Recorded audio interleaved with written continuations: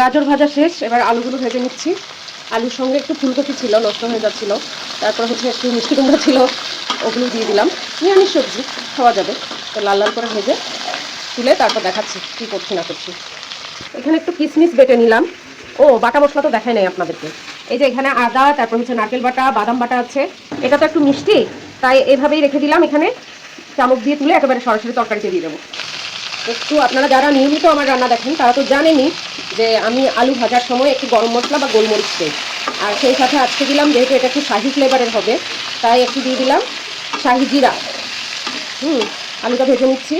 এবার এখানে আমি মশলাটা পেস্ট করে দিচ্ছি। এখানে দিচ্ছি জিরার গুঁড়া 2 চামচ, হলুদ গুঁড়া 1 চামচ, আর একটু লাগবে মনে হচ্ছে, মরিচ গুঁড়া দিচ্ছি 1 চামচ, 1.5 চামচ দিচ্ছি, এই 1/2 চামচ গরম মশলার গুঁড়া।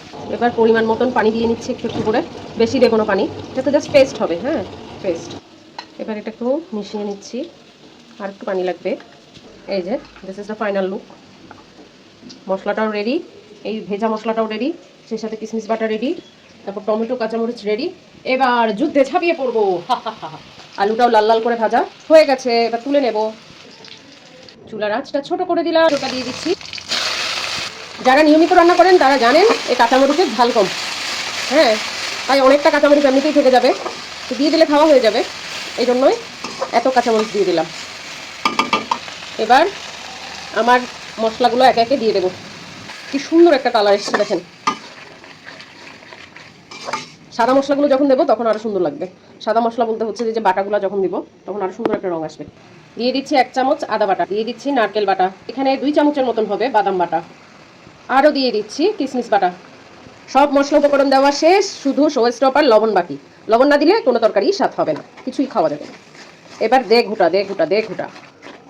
এই যে মশলাটা দেখেন কত সুন্দর হয়েছে, মাখো মাখো হবে। এবার দিয়ে দিচ্ছি পরিমাণ মতন লবণ। এই যে আমার মশলাটা কষানো অলমোস্ট শেষ। দিয়ে দিচ্ছি 1 টুকরো এই যে দারচিনি, 1টা এলাচ, 2টো লবঙ্গ, আর 1টা চেরা তেজপাতা। বারবার কষাতে হবে।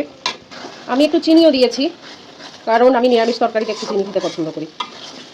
এবার যাদের ভালো লাগে না তারা দেবেন না, আমার ঝালও লাগবে, মিষ্টিও লাগবে, সব লাগবে। এবার কাশ্মীরি পনির বা ময়দা যেটাই বলেন না কেন ভাজা, সেটা দিয়ে দিচ্ছি। কারণ আমি আগেই বলেছি আমি এখানে কি দেইনি, লবণ হলুদ কিছুই দেইনি। তাহলে লবণ হলুদটা ভালো করে মেশাতে হবে, হ্যাঁ, যাতে করে ভালো করে ঢোকে। অনেকেই তরকারি নামানোর সময় দেয়, তো এক একজনের এক এক রকমের রান্নার স্টাইল। আমার তাই এরকম, কিছু করার নাই। আমি আমার স্টাইলে রান্না করতে পছন্দ করি। যার যার নিজস্ব একটা স্টাইল আছে রান্না করার। চমৎকার একটা কালার এসছে, তাই না? আমার কষাকষির পর্ব শেষ। এবার হচ্ছে যে আলুগুলো দিয়ে দেবো, এগুলো দিয়ে একটু ভালো করে কষাবো।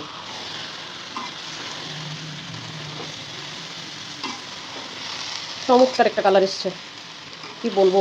আর এত সুন্দর একটা স্মেল এসছে না। নিরামিষ তরকারির আমার মনে হয় কি, মানে ব্যাপারটাই এখানে এরকম, মানে স্বর্গীয় স্বর্গীয় একটা ব্যাপার থাকে, যে এত সুন্দর একটা স্মেল আসে যে আপনার মন ভরে যাবে। একটু ঢেকে রান্না করবো কিছুক্ষণ, কষে আসুক না। এই যে আমার তরকারি কষানো শেষ, এবার পানি দিয়ে দেবো। আবার পাশের বাসার অতিথিরা আসছে। এই যে পরিমাণ মতন পানি দিয়ে দিলাম। এই যে কাশ্মীরি পনিরগুলো দেখেন একদম আহা, দেখেছেন কত সুন্দর একটা কালার এসছে।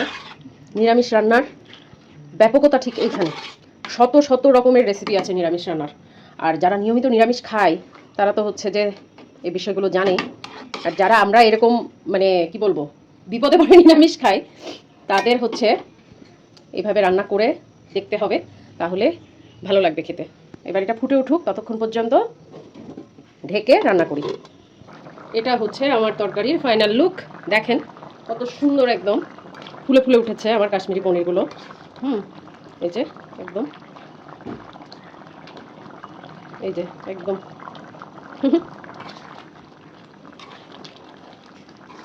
যদিও আলুটার জন্য একটু মনে হয় দেখা কম যাচ্ছে, ঝোলটা আর একটু টেনে আসবে। রান্নার এই পর্যায়ে দিয়ে দেবো 1 কাপ পরিমাণ মতন দুধ। পানিটা অনেকটা টানবে, অনেকক্ষণ সময় লাগবে, তাই আমি আপনাদেরকে পরবর্তীতে খাওয়ার সময় ফাইনাল লুকটা দেখাবো যে এটা কেমন হবে। ঘি না দিলে সব কিছু অসম্পূর্ণ। নিরামিষ তরকারিতে ঘি দিতে হবে, আর আপনারা তো জানেন আমি ঘি খেতে ভীষণ ভালোবাসি। এই যে এটা আমার কাশ্মীরি পনির রান্না শেষ। এবার একটু দমে রাখবো, ঝোলটা একটু শুকিয়ে আসবে। টমেটো চাটনি নিয়েছি, গরম গরম ভাত, আর সেই সাথে আছে আমার সেই কাশ্মীরি পনির। উফ, আমি জাস্ট আপনাদেরকে টেক্সচারটা দেখাই, দেখেন ভেতরের অবস্থা। এটা দারুণ সুস্বাদু হয়েছে। চলেন খেয়ে বলি যে কেমন হয়েছে। এই যে এই যে নিলাম। দুর্দান্ত সব, দুর্দান্ত সব। এর সাথে ভাগ হবে না। একটু হচ্ছে যে ফুলকপি মাখাই নিলাম, আর সেই সাথে একটু পনির। আপনি কি দিয়ে খাচ্ছেন জানাতে ভুলবেন না, আর মুখে দিলেই তো বলতে হয়। সত্যি সত্যি বলছি, কি টেস্ট রে বাবা। প্রিয়ার হেসেলের সঙ্গেই থাকুন।